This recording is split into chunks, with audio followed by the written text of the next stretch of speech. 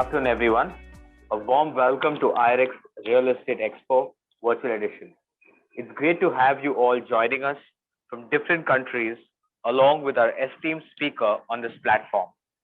Looking at these challenging times, we at GMN Media have put together this platform as an opportunity to educate all our esteemed investors, investment bankers, lawyers, property consultants about attractive international properties on offer. This presentation will be for 15 minutes, followed by 10 minutes of Q&As. I would request all our attendees to be on active speaker mode. During time of Q&A, all attendees are requested to click the raise your hand button on your screen and you will be allowed to ask your question. We will unmute you so that you can ask your question. Since we only have 10 minutes for Q&As, in case you don't get a chance to ask your question or your query remains unanswered, the presenter will be available to speak to you in their virtual booth at the IREX Real Estate Expo virtual exhibition. We will post the link on the chat for your reference. Without further delay, I would like to introduce our presenter, Mr. Navin De Silva, Managing Director, Grid Properties. He is going to present on how can a foreigner buy a property in Australia. Over to you, Navin. Rohan, it is a very simple topic. I'll be covering and educating you on how a foreigner can invest in Australian properties. Before we go into the how, let's talk about why you should be looking at Australia in the first place. Australian population as of today is 25.6 million people. Such a large continent, there's only 25.6 million people in the whole of Australia, as opposed to 1.36 billion in India. While it might be a laughing factor, there is also a very strong sentiment an investor who is overseas because there's so much potential for the population to grow. In fact, it is growing at 2.7% per annum. About 120,000 people is moving into the country, which is quite phenomenal. And all these people will need housing at some stage. 57% of this is through overseas migration. Although the migration has been on hold because of COVID and the pandemic, it will start to rise as soon as things get back to normal. If you look at the graph below with the Australian property market, as you can see for the past 30 odd years, it has been ups and downs, but if you look at the overall trend, it has always been upwards. What this tells you for an investor is as long as you can hold on to the property, you are going to make money. In terms of Melbourne, if you look at Melbourne as a city, it has been the most livable city in the world for 7 consecutive years from 2011 to 2017. This is not a statement by myself. It is by the Economic Intelligence Unit and the Mercer Quality of Living. Again, what this tells you to an investor is there is more people willing to move into Melbourne rather than other parts of the world because it is the most livable city in the world. Melbourne is the capital of Victoria. It has about 6 million people in terms of population. Australia as a country has had 27 years of uninterrupted growth. It's a phenomenal feat. It shows the stability of the country, especially in a period of time where we are in right now. Look at Melbourne. Melbourne is a headquarters for 5 of the 6 largest corporations in Australia. Rio Tinto, BHP, 2 of the mining giants, they are headquartered in Melbourne. Telstra, who is a telecommunication giant in Australia, is headquartered in Melbourne. National Australia Bank and ANZ, some of the largest banks in Australia, are headquartered in Melbourne. Again, what this means to an investor is these employers employ over 3,000 people in their offices, and there's a higher chance of getting a job over here. This is a very interesting graph and a graphic. There is 6.36 million population in Victoria right now, which boils down to about 480 people every single day. That's a lot of people to move into a city. Australian Bureau of Statistics estimate about 7.7 million people and to be the largest populated city in the whole of Australia in 2051. I can guarantee you that 7.7 million people will be reached much before 2051. All these people who are moving into the country will need to live somewhere, either to rent or to buy. In fact, there's 1.5 million dwellings or houses and apartments needed by 2051, which boils down to 35,000 dwellings every single year. That's a big demand, and to meet this demand is going to be a challenge. And regardless of the challenge, it's going to be a very, very good indicator for investor. Average housing package is now above the affordability threshold, which means there's a lot of people, there's increased demand for rentals. In fact, vacancy rate is 1.9%, which means if you take 100 properties, only 2 properties are vacant right now. That's a very strong indicator for investor as well. As we talked about, there's about 35 to 37,000 houses required in Melbourne right now. If you look at Melbourne, to cater to this population growth, government is spending $37 billion in the infrastructure development. There is a port expansion happening as we speak. There's railway networks which are being built right across the city. There's also a lot of road networks linking, as well as a lot of bridges which are, this all being done. This $37 billion is being spent to cater to the population growth. That's a very strong indicator that a big population boom is happening and government is getting ready for it. Now, this is a very, very interesting graph. This shows the property market for the past 30 years. As you can see, right at the bottom, the median price in Melbourne has been $39,500. That's in 1980. In 2020-21, you're looking close to $900,000 as the median price in Melbourne. That's a massive growth. And more importantly, if you look at the pandemics or the recessions or the crises which happened, we had 2008 GFC, September 11th attack. We had 1997 Asian financial crisis. We had the 1991 recession in Australia. If you look at the graph, after each and every recession or a pandemic, there has been a very strong spike in the property market. And that's exactly what's going to happen in 2021. After the pandemic, the market is extremely hot and the property is on the rise. And this is a perfect time to get into the property market. Now, let me walk you through how you can invest in a property in Australia. Step number 1 is the property selection.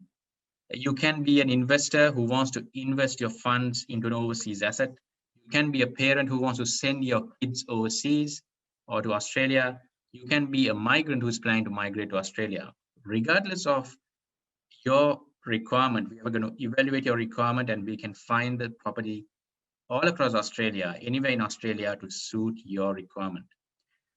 Step number 2 is once you finalize on the property, you make an initial deposit of $1,000 to $2,000. This deposit is being done to reserve this property so that it can be taken out of the market. Step number 3 is you sign a contract and pay a remaining deposit of 5% to 10% of the property value. This will seal the property for you and it will take the property off the market and a signed contract is in place. At this time, all this money which you're putting in is going into a lawyer's trust account or an escrow account. This is very important because unlike in most of the Southeast Asian countries, developers cannot use people's money to build the properties. This gives a lot of confidence for the buyers because as a developer, they are going to get their money only upon completing their project, which means all of your money is safe regardless of what happens to the development. Step number 4 is the Foreign Investment Review Board approval. Foreign Investment Review Board or FIRB is a government authority. As a foreigner, when you buy a property, you need to get this approval. However, as long as the property is brand new, this approval will be granted. This will be taken care of by a lawyer. We will assign a lawyer for you from Australia to take care of the end-to-end process. And it's a very easy process. We will this approval as long as the property is brand new. As a foreigner, you cannot buy a property which has already been built and already been established and someone is living in there. You cannot buy. It has to be a brand new property. Meaning, if it's a house, you have to build a property. If it's an apartment, it has to be off the plan purchase. Number 5 is finance approval. If you need finance, we can get you finance up to 60% to 70% of the property value from Australian lenders by showing your income in your home country. You might be in India, you might be in Dubai, you might be somewhere else. You can show your income and the bank will take the security as the Australian asset and then lend you the money up to 60 to 70%. This is a very attractive aspect for a foreign investor, which means your investment is 30 to 40% plus the stamp duty. We will keep you updated on the construction which is going on through videos, through photos, that you are fully up to speed while you're staying overseas. Once the property is completed, it will be titled as a freehold property for you under your own name. It can be under joint names or it can be under a personal name. After that, we will rent it out for you if it's for an investment. If it's for you to live in, you can straight away moving into the property. If it's for investment, we will rent it out for you. We will find you a tenant. We will manage it for you. And then we will resell it for you when you want to. So we do take care of the end-to-end process. And that is a typical process for any foreign investor. More importantly, we are there for you to provide you ongoing property advice. I'm going to walk you through quickly some of the top suburbs to watch out for. If you're an investor, this will be very vital and it's very good education for you. Melbourne has 4 parts. So you get the north of Melbourne. The top suburb in north of Melbourne is called Mickleham, which is going gangbusters at the moment. There's about 30% per annum growth for the past 5 years. The reason for that is there's a business park which has been built. It's under construction. There's some of the windows have moved in. It's going to create 14,000 jobs in this suburb. There's a new shopping center coming up. Stage 1 is already in place. There's more stages coming up. It's going to create a lot of jobs and it's going to create the economy of the suburb much, much stronger. There's a new train station coming up. Whenever a new train station comes up in suburb, it always goes up in value. Truganina is in the west of Melbourne. There's a new train station coming up. There's a Westfield shopping center. Westfield is a household name for Australia. One of those is going to come up in this suburb. Hyde is in the southeast of Melbourne.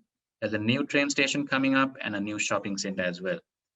Geelong, if you have been to Melbourne, Geelong is a household name. There is very, very close to the beach, only 5 to 10 minutes away from the beach, about a 1-hour drive from the city. But Geelong is going to be an employment hub. There's about 6,000 people which has to go to work to Geelong in the next 4 to 5 years because their head offices are moving into Geelong. Geelong to Melbourne speed train is going to happen in the next 3 to 5 years. That's going to be a game changer.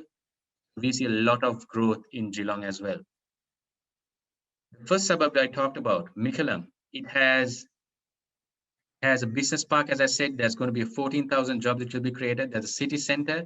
Stage 1 of this is completed. There's 5,000 homes which will be built here. There's a beautiful park surrounded by a waterfront feature. Already, there is a Merrifield City, which is a shopping center. The stage 1 is in place. There's a primary school which is in place. Bus service has started. There's a market in place, childcare, schools, petrol sheds, and Dulux has already been set up shop over there in the business park. Coming soon, there's sports reserves coming up, community centers coming up, Catholic primary schools, government secondary schools in the next 1 to 2 years. And if you're looking at the 5+ years, there is going to be a market square. That's the shopping center expanded. There's been an aquatic center. There's going to be a Merrifield Park, a massive park, and a waterfront precinct which is surrounded by restaurants. So this place is going to really boom in the next 5 to 7 years. Second one we talked about is in Truganina. It's called Mount Atkinson. It's west of Melbourne. There's going to be a massive future town center by Westfield. There's going to be a new train station, a lot of residential amenities, display villages, proposed retail centers. This place is going to rapidly grow as well. third one we talked about was in Clyde, that's southeast of Melbourne, about 40 kilometers away from the city. This estate is called Bella. Again, there's a future train station coming up. There's a new shopping center, again, another Westfield, which they're proposing. So this place is going to boom as well. Finally, this is Geelong. Worley's estate in Armstrong Creek is one of the best estates which you can find. If you are familiar with Geelong, Torquay Beach is only 10 minutes away from here. And there's a massive shopping center which is under construction. There's a lot of retail centers, schools. This place is going to really blossom because there's going to be 6,000 employees which will be going to work in Geelong because of their head offices moving in. Few options. If you're looking at 3 bedrooms, you're looking at about or 1,600 square feet. You're looking at about 512,500. 3 bedroom with 2 garages, you're looking at about 560. 4 bedrooms, you're looking at about $620,000. And always remember, you can borrow up 60 to 70% of the property value from Australian banks. This would be a typical payment plan. It's $1,000 initial deposit. You pay 5% of the property price in 2 weeks when you sign the contracts. Then you pay the Foreign Investment Review Board approval fee, which is $6,350. That goes straight to the government. And remember, all the money you pay for the property is in the trust account, lawyer's trust account or escrow account. Nobody can touch it. Your money is always safe. And the remainder is when the title is transferred under your name, it will happen 6 to 12 months based on where you invest in. It would be a typical investment plan. Let's take an example. It's all about the numbers. Let's take an example of a property of $560,000. Your loan amount of 60% is $336,000. Your 40% contribution plus the stamp duty and the legal fees is about $271,000. Now, roughly, this is about 1.5 to 2 crore in India. Monthly rental return is about $1,863. Monthly mortgage is about $1,500, which means your mortgage will be covered by the rent. These are self-sufficient investment. Once you invest in a property, your rent will take care of the mortgage. And if you keep it for 5 to 7 years, you're going to get a very, very healthy return. Typically 17 to 25% per annum once you sell the property. If you look at why you should be doing this, this will create a secured future for your children. Why I say that is, if you're planning to send your kids to Australia, if you rent a property, you will be paying someone else's mortgage. And do not do that.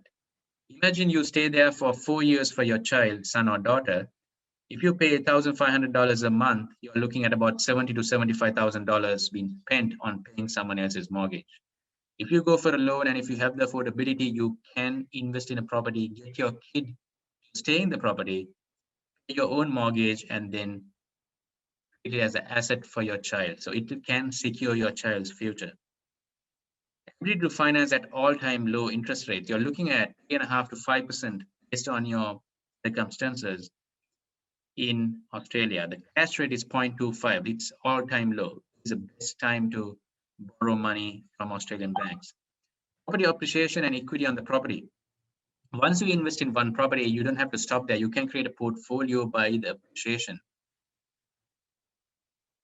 For example, if you invest in $500,000 property, if it goes up to 600,000, you have 100,000 of equity and you can take 80% of that out towards your next investment.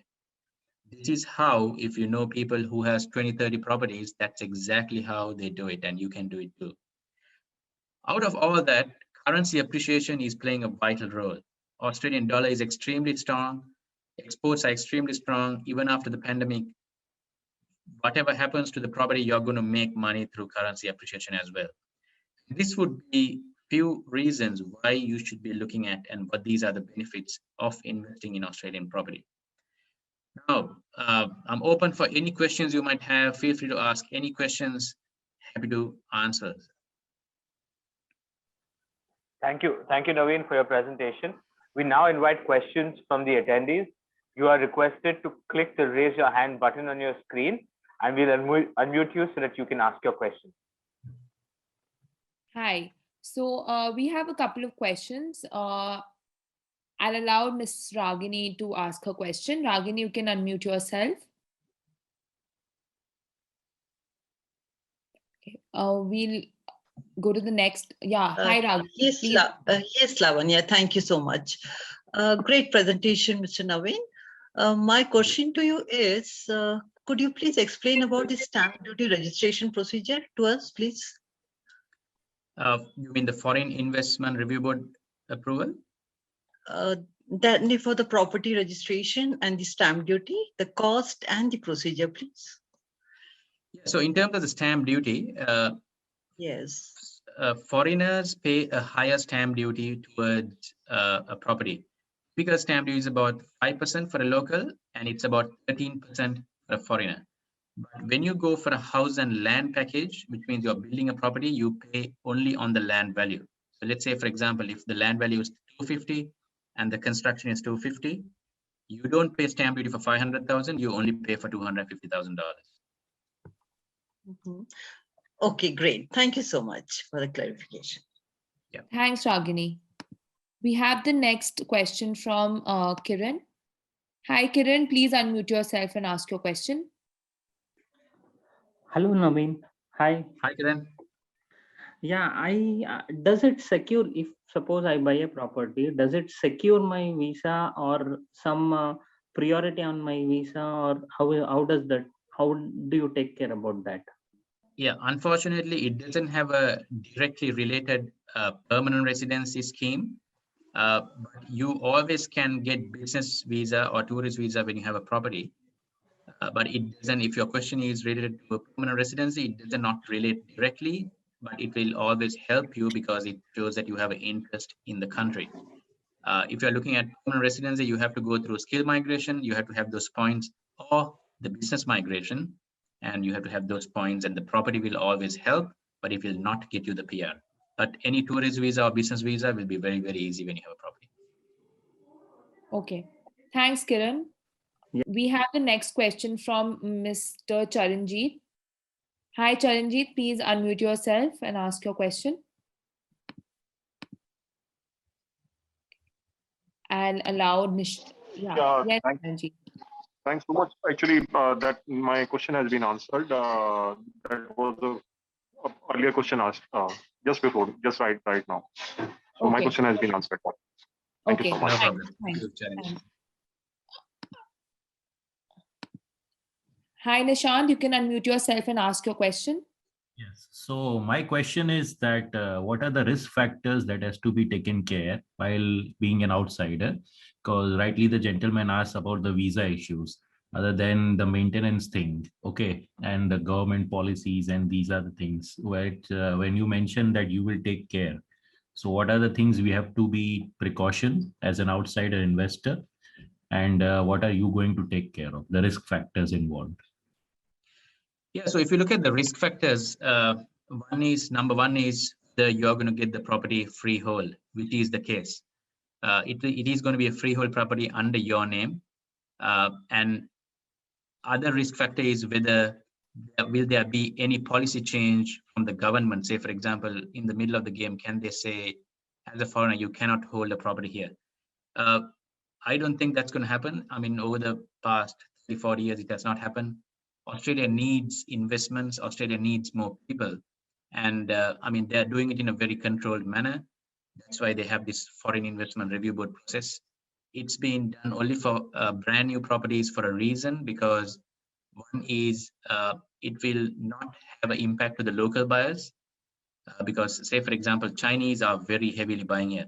If they allow people to buy already established properties, it will have an impact on the local buyer who is earning here. So they're doing it in a very controlled manner. So that's risk number two, but I don't think that will apply because in the near future, they're not going to stop this.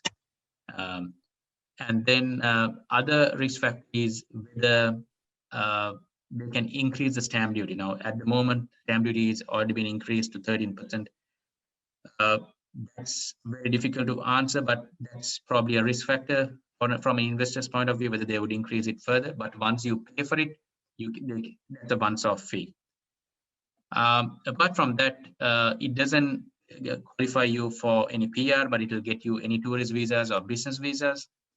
Apart from that, I cannot think of any other risk unless you have the questions, Nishan. Okay. Thanks, Nishant. We have the next question from Mr. Vikrant Jadhav. Please unmute yourself and ask your question. Hi. Yeah, I wanted to know what about the taxation part on the rental income, or once we sell the property after, say, around 5 years or 7 years? What about the taxation procedure? Yeah, great question, Vikrant. The taxation is twofold. One is income taxes, where you pay taxes for your income. But as an overseas investor, your income is only going to be the rental income. Any individual who holds a property or without a property, if your income is less than $18,000, you don't have to pay income tax. You will fall into that bracket if you go for a loan as well. So in that example I gave you, your rental income is 1,008, mortgage is 1,005. So your net income is $300, which is like about $3,000 per annum. So you will be less than 18,000 and you don't pay tax. But you have to pay capital gains tax when you sell the property. That depends. They do have a tax bracket scheme where you have to pay taxes from 10% up to about 30% when you sell a property. It really depends on your gain. So say you bought it for 500,000, sold it for say 700,000, your gain is 200,000. However, you have to reduce your depreciation on the property, your trips to Melbourne, all your outgoings like the council fees, everything, all the expenses you have had, you deduct it, and then you pay taxes on the net gain. Okay, thanks, Vikrant. I hope this answers to your question. Yeah. We have the next question from Mr. Gautam. Please unmute yourself and ask your question. Okay, I think we'll move to the next. We have Mr. Rajesh. Please unmute yourself and ask the question. Hi, just wanted to have more contact details of yours, which I could not find in the slide. So I would talk to you separately once I have your contact details. Sure. You can visit our booth, or I can put it on the chat. Please put it on the chat at this moment. I am not able to visit the booth. Yeah, I will put it over there right now. You can pick it up the chat. I put my mobile and the email address. Okay, thanks. We have Mr. Yogi Tripathi. Hi, please unmute yourself and ask your question. Hello. Caravans, are they considered a part of real estate since they have bedrooms and toilets, kitchens? So are they considered as a property? Sorry, can you repeat that, Yogi? Motorhomes, recreational vehicles, camper vans, caravans, the mobile trucks that we have that have the living space and the is that considered as property? No, it's not considered as a property, Yogi. Okay, all right, thanks. Thanks. Yeah. We have a couple of questions on the Q&A section. What are the typical number of visits to Australia we have to do till name transfer of property? You don't have, everything can be done remotely. So the process is, if you're happy to choose a property without visiting Australia, you don't have to necessarily be here. You can do it everything remotely. You can sign the contracts via DocuSign. Everything can be scanned and emailed, and even the transfer deeds can be scanned and emailed. And the loan documents has to be a physical document that will be emailed to you. You print it out and courier it across to Australia. So everything can be done remotely. Even the bank account opening can be done remotely through special HSBC. Okay. Is there a double taxation agreement with India? No, there is no double taxation. If you pay taxes in Australia for your income in Australia, and you pay your taxes in India for your income in India. Okay. We have a question, one last question from the audience, from Ms. Falguni. Please unmute yourself and ask your question. Hi, Navin. How are you? Good, Falguni. How are you? I'm very well. Thank you for the presentation. It was very informative. Just a quick question here is to say, does it impact to invest in residential or commercial? Does it like have more return on investment if it's on commercial investments or the residential ones? No, as a foreigner, you can invest in residential as well as commercial. There's no restrictions at all. It really depends on what the investor would like to go for, but both options are available. And would you but recommend, as you've got experience in here? Yeah, So I mean, residential in term now, commercial is a hassle-free investment. You just give the shell. Your rental return is very good. You're looking at 6 to 7%, but capital appreciation is low. Whereas residential is the capital appreciation is very high. I mean, if you invest in the right place, you're looking at 8 to 12% per annum capital appreciation. I would recommend residential as an investment. Okay, that's helpful. Thank you so much. Thanks, Falguni.